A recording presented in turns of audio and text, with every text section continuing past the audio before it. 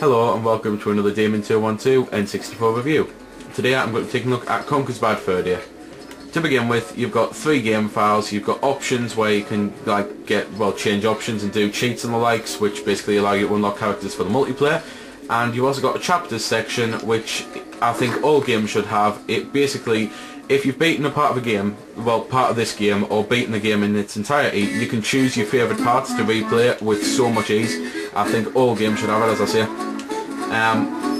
Those little hooks, they usually have extra lives on, but at the minute they don't actually have anything on because you haven't died. It's quite a unique game, this, with a way that you have to die to get extra lives, because a certain cutscene happens that I won't spoil it for anyone who doesn't know. So the extra lives are just basically bushy tails though. The first mission of the game, basically, after you do the training and the story, which I've skipped that simply because it's not really anything that needs to be shown. The whole point is, the first mission, the Queen has had a hive stolen from these wasps, and you have to get it back for her, and you get cash for doing so. Cash pretty much is the main centre of the game because you need it to do certain things. You don't actually buy anything, it's odd, you just actually need it to do certain things. The main story is actually that the King Panther has his table broken and Conker is the right size for a table leg. So they want Conker to stuff him and be a table leg. Conker, however, his main story is that he wants to get home and go to bed. So it's a very odd game. There's about 16 plot lines. There's even ones that take that rip off Terminator and the Matrix and stuff like that. It's completely mad. There's usually about 4 or 5 stories happening at one time. There's standard controls in the game are basically you've got like you jump, you can double jump as well and do a little hover like that. You've got a frying pan to begin with, but you can get shotguns and Uzis later on. And the shotgun section's brilliant because you have to kill zombies. You can crouch and do a high jump and the likes, and you've also got camera controls, which are just basically see left, see right and all that, so they turn it around and like you can zoom in and the likes and stuff like that. Where the game gets very interesting are these little B platforms here that basically give Conker what he needs when he needs it. By that I mean, like here, you can't get up this little platform area to go into either the Pooh Mountain or the hollowed out tree and the likes, because these bugs are here who are trying to kill him. They don't like him. So this gives Conker a slingshot so that you can kill the bugs. As I say, there are other weapons in the game, and I'll actually try and show you the shotgun now.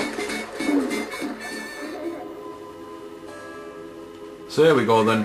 I've got the shotgun right now, there's zombies over there, and basically the whole point is you can hold the fire button down to get a laser target to help yourself aim, and you basically have to, kill zombies by blowing their heads off.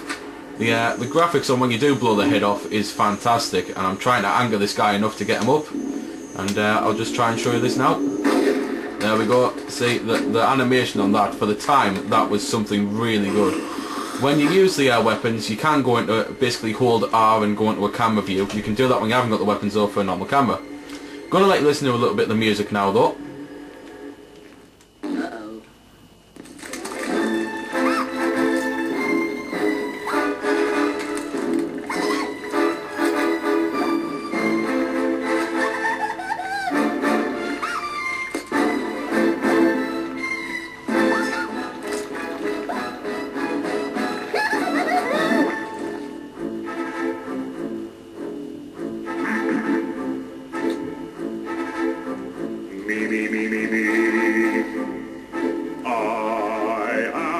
The great mighty Pooh, and I'm going to throw my shit at you.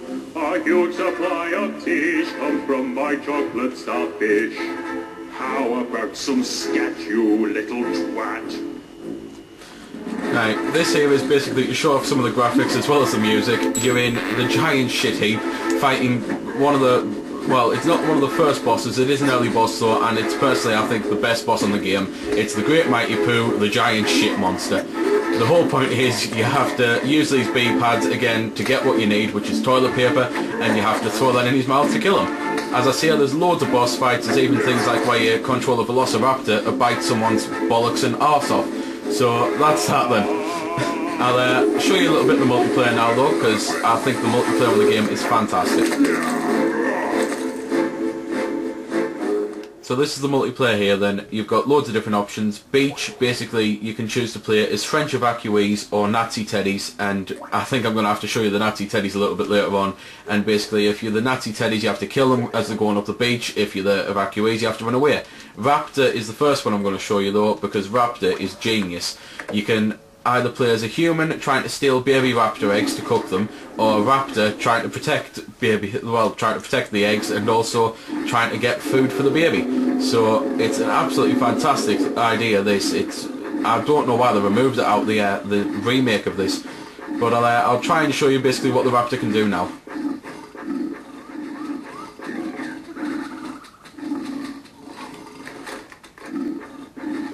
Basically, the computers and even the humans have weapons and they can like try and hurt you with, or you can actually pick them up in your mouths, the cavemen, and take them to the baby, or you can just be a carnivorous bastard and swallow them. So that's one of the modes. I'm just going to very quickly show you the Nazi teddies now though. So here we go then, I'm now playing as a Nazi teddy. Standard deathmatch mode is basically, there's loads of different weapons and all. There's Uzis, sniper rifles, flamethrowers, katanas and chainsaws. There's absolutely tons of stuff. It's not just them 5. They all manage to kill your opponents in numerous funny ways. But as I say, it's just standard deathmatch. It is 4-player and you can bring bots along as well, so there's more things to kill, which is pretty cool. The last multiplayer mode I'm going to show off is the race mode, but I will still talk about the others. Basically, there's a total war mode, which is there, and it allows you to, capture canisters and the likes, and instead of capturing the flag. And the whole point is, you capture your opponent's canister, you drop it off in a certain place, gas releases everywhere, and it kills everyone. There's also a tank mode where, you fight in tanks. So it's similar to deathmatch, but you're in tanks. So that's pretty cool. The race mode, you're on a surfboard, you can speed up and down, you can collect missiles to fire at people and turbos to use to speed you up, and you can also, by pushing the B button, attack with a bone. So that's pretty cool. You've also got a jump which helps you do sections like that. The whole point is it's a standard race, so if you crash and die it's not really a standard race, but it's a standard race where you go in and you have to win. You do this course several times over the amount of laps you are, and whoever's in front wins. You have, however, got life limits and the likes in the top left corner and energy, so when you get hit you lose energy. So it's a pretty cool, unique race type game, really. So there we go then. That's been the review. I hope you found it helpful. I don't score the games because that's based purely on opinion, so instead I'll leave you to make your own mind up. So thanks for watching, and if you've got any questions about the game that I didn't answer in the vid or that hasn't been answered in the comments, then feel free to ask and I'll help if I can. Also, if you did find it helpful, don't forget to check out my channel because there's plenty more like this up there, and don't forget to subscribe because there'll be plenty more to come as well. So until next time, this has been Demon212, signing off.